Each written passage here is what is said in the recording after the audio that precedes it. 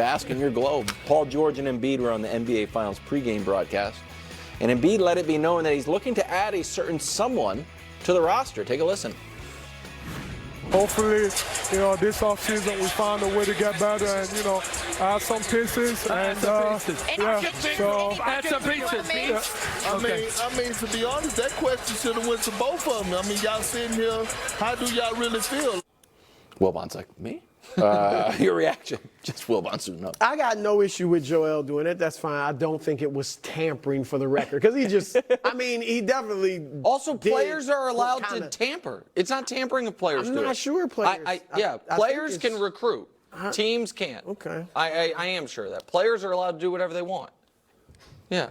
Paul George, he didn't look mad throughout the interview, but I'm not a body language expert, but I didn't see any I didn't get the feeling he wants to go to Philly. I think he wants to stay home. What it takes. He's from Southern California. You wanted more from Paul George. I mean, just maybe a little back and forth. Just nothing. Hey, you just smile, something. Nothing.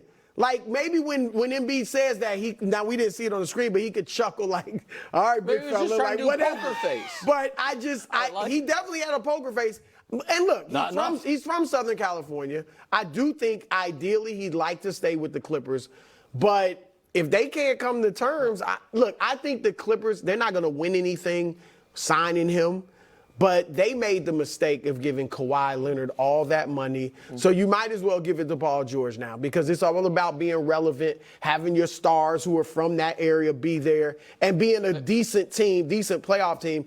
And here's the thing for Paul George. If he does leave to go to Philly, you leave one injury-plagued superstar for another injury play. But I agreed, but I think that, to me, there is more optimism about Embiid being able to make it through a full season at this point than Kawhi. Yeah. And those are I'll levels. Give you that. But is he even going to be at his best in the playoffs? Sure. Also, in my opinion, the Clippers have no one close to Maxey. Because I don't trust Harden at all. The cupboard's pretty bare post that.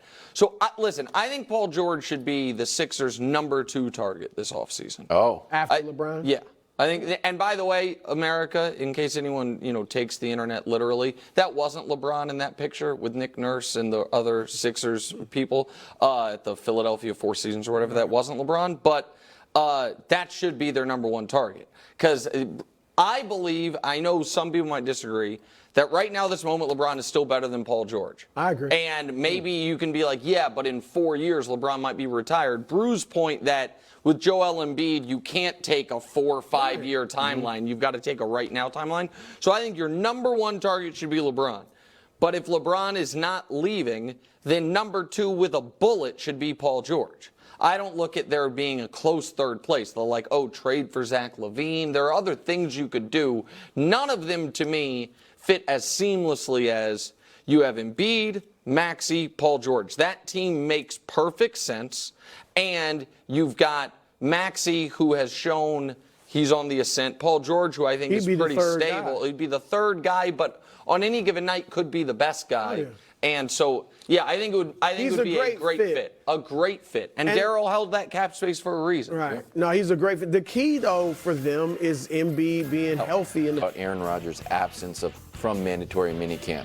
The Jets reportedly knew about it for several weeks. Everyone on the team is supposedly cool with it. But it was also unexcused, and he was fine. So where is he? The Jets called it an event and stopped there. Albert Breer went a step further. He is somewhere that they could not excuse and maintain credibility with the rest of the locker room, but would be expected. Would not be an out-of-left field thing for him. So you guys can open your mind, so to speak, as he's been known to open his mind sometimes, into all possibilities. I mean, just fantastic writing by Albert Breer there. Nick, your reaction? What he's implying is that Aaron Rodgers skipped work to do drugs. Well, what? That's the most basic version, right? And by the way, I'm not a Puritan on these things. I don't necessarily agree with a lot of America's drug laws, and I think he's a grown man and can do what he wants. What about vaping indoors? Do you agree with that one? That's pretty good, buddy. Inside And so I don't think it's that inside anymore. So I'm not trying to act like a prude, but that is what it is. And also that makes more sense as far as why you couldn't take 60 hours away from your trip to just show up at Jets camp. Because an ayahuasca retreat in South America, it's not going to be as simple as, oh, I'm in Paris. You know what I mean? Let me fly to JFK real quick and do what I need to do. I just think it's mortifying. I think it is in any other walk of life. It doesn't have to be pro sports. If it were mandatory team building activity, a self-proclaimed leader, highest paid employee, not there. Hey guys, where's Billy? Well, you know, this is the week he had marked out months ago to go do drugs.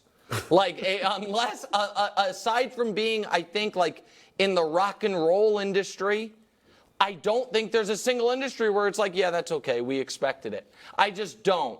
And so I just don't know how you sell this publicly, that I had to miss work because I marked out months ago, gosh darn it, this is the week I'm going to be getting high. A cannabis industry thing? I still don't think you missed that week. That's tough. Like, what? He's smoking weed? We have an offsite. And so that's what I think. No, look, I agree totally with you. It's terrible. All right? People jumped all over Kyrie Irving for taking a week off in the regular season. I get it. That's the regular season. But still, because he needed time away. Right? Mental break, January 6th, whatever. Yeah. This dude's going to get high. That's what he's doing. I don't care what else accompanies it. In America, in almost all the states, it's illegal. All right? And you are going somewhere to party, do whatever they're doing. That's ridiculous. You don't think other players on that team might? When I look at how many players in the league have had careers ruined for marijuana use, and I know laws have changed, but I'm just saying, this speaks of what you talk about, the narcissism with him. This is like, I got a different set of rules. And I don't know how often they do these retreats, but I'm guessing maybe they did one where they didn't have mandatory team activities at the same time, and you could go on your own. I mean, I'm just saying, you are skipping work because you want to go get stoned. Yeah. Well, I don't. Yeah. I mean, let's Open just your keep mind. it real. Maybe the opposite of stone, but whatever. Sure. Listen, the Iowa and by the way, folks, and then go Wilds. I am open to. I've never done it, but the healing powers of ayahuasca. Smart people that I respect. Sure. And Aaron Rodgers have talked about it. And so I don't think it is. So I don't want to minimize that. There's 365 days in the year. There are, of those 365, I'm going to probably 140 maximum, that the Jets expect you to be in the building. That leaves you around 200 to find time. That's what I would say. I do like the idea, as a thought exercise, that if Aaron Rodgers considered postponing the ayahuasca trip, the ayahuasca people are like, no, dude, you booked this. Like, you have to be here for this. This is when you booked your ayahuasca. Don't let us down. Well, I got a whole group of people here waiting for you. Yeah. You can't bail on your ayahuasca trip. We're waiting for you. Right, but that is. He could have been like 2 days. I'll be there in 3 days. No, Just but give me 3 days. that's again to get back to the original thing. Whatever it was, once we knew it wasn't someone's giving birth, someone's sick. Once we knew it wasn't that, it was I'm double booked. I'm making a choice. And at its simplest level, I have two important things to me. Unfortunately, it is physically impossible to do both. I have to choose. And he chose the non-Jets minicamp option. And if that option ended up being opening your mind via ayahuasca in South America, that's a choice, man. Yeah. It's a choice. What if it opens him up and he just cooks, has an MVP season? Well, I mean, that's the argument. He better. That's the argument.